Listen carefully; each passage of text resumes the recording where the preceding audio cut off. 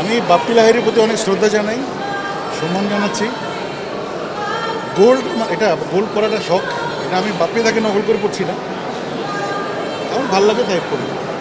সামনে আমার 100 গানের প্রজেক্ট আছে, আমার গাওয়া কিছু হিট গান 50টি এবং নতুন 50টি গান, টোটাল 100টি গান। অলরেডি 70% কাজ শেষ, সবগুলো রিলিজ হবে।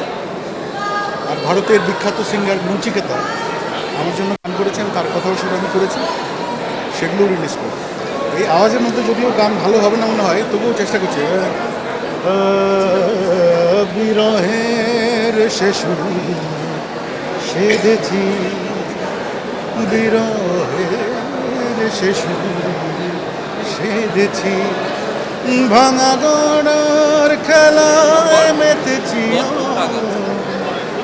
বিরহের শেষ সেধেছি, বিরহের শেষ সেধেছি। আর নচিকেতা যখন বাংলাদেশে প্রথম আসে, তার সঙ্গে আমার একটা আড্ডায় বসার সুযোগ হয়। তো আমিও গজল করছিলাম, সেও গজল করছিল। তো সে আমার গান শুনে বলে বাংলাদেশে এরকম শিল্পী আছে, মানে ও অন্যজনকে বলছে। তাই আমি বললাম যে বাংলাদেশে আরও ভালো ভালো শিল্পী আছে।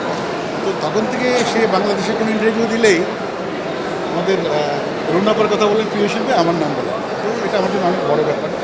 আমি আসলে আমি এখনও শিখছি, এরকম অহংকার করার মধ্যে কিছু আমার মধ্যে নেই। নচিকেতা একজন লেজেন্ড, তার গানের যে কথা, গানের ধরন, জীবনমুখী গান, এটা কিন্তু আমাদের অনেক কিছু শেখায়। আর নচিকেতাকে আমি একটা চলচ্চিত্রের সঙ্গীত পরিচালক হিসেবে কাজ করেছি, সেখানে নচিকেতা কিন্তু আমার সুরে গান দিয়েছে।